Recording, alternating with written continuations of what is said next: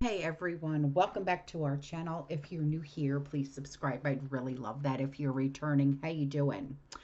Um, we are going to continue our coverage on what's going on in Kentucky, and also Southern Ohio has been hit by the flooding as well.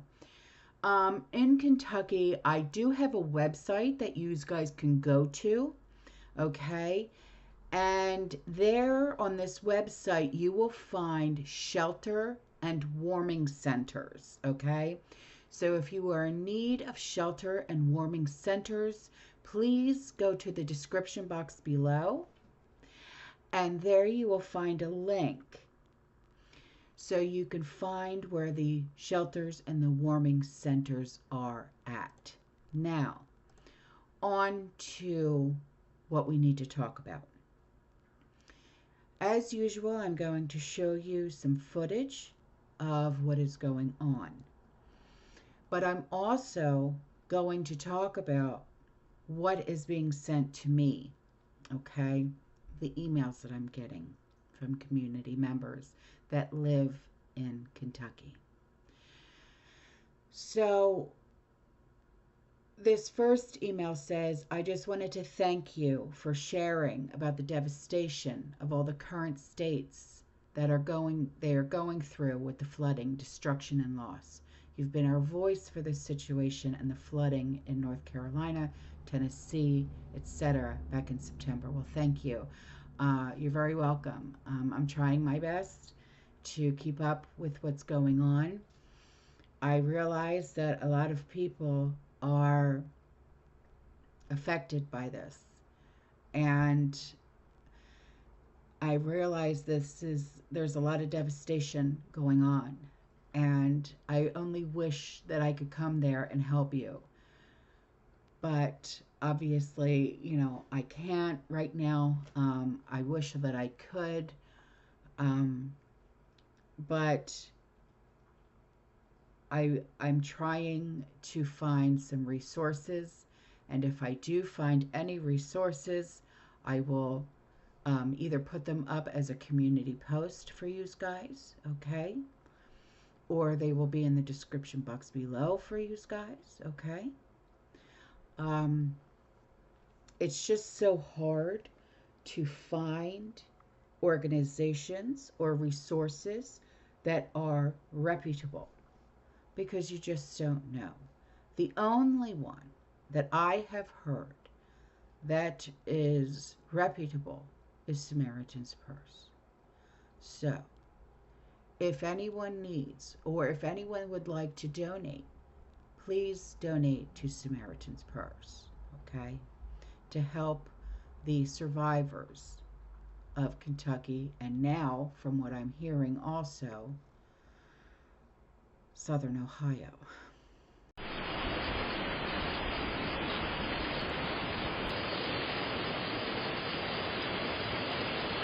This may be worse than the 2003 flood that we had. It's all in the roads, in front of our house. I worry about the post office being flooded. I worry about Angelina's being flooded.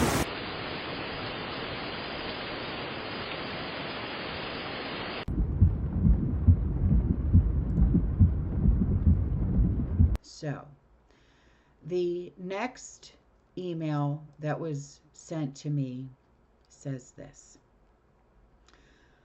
We're good at our farm in north central Kentucky. There's a lot of debris and devastation, etc. But the flooding is starting to go down. They had to start school at about 2 hours late today in our town because some roads are still flooded or covered with debris. But we feel blessed that it wasn't worse here.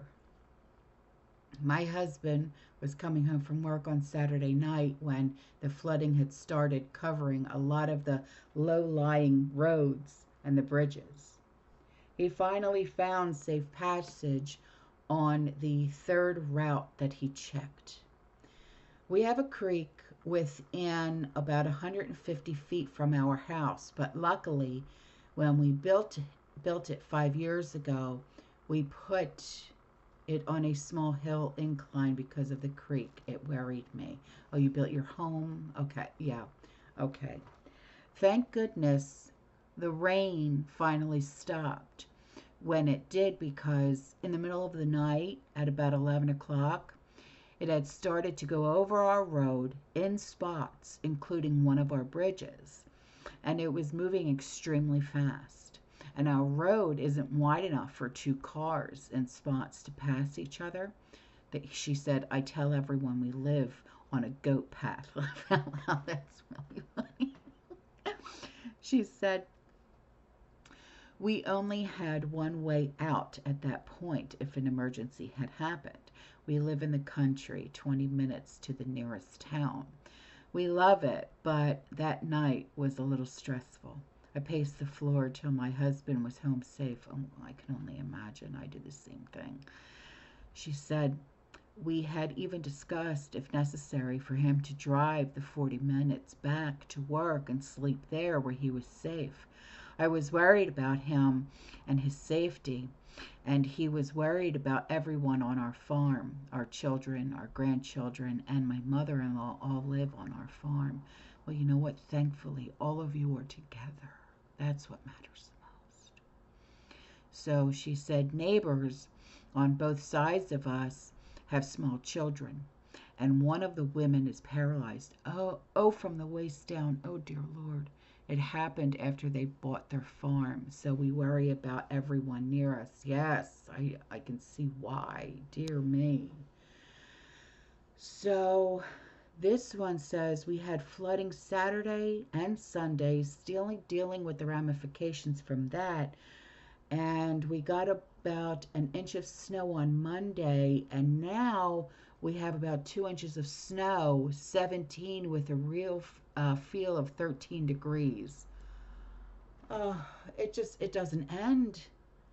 It does not end. I feel so bad. So here's also something that I want to share with you, okay? And this is also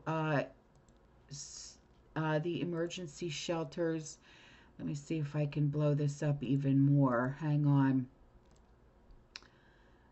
Let's see.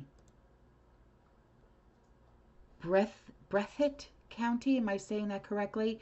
Lee's County, Lee's College Gymnasium and Jackson City School, Clay County, Paces Creek Elementary School, and Laurel Creek Church of God, Henderson County, Henderson County Public Library, and the Harbor House of Men.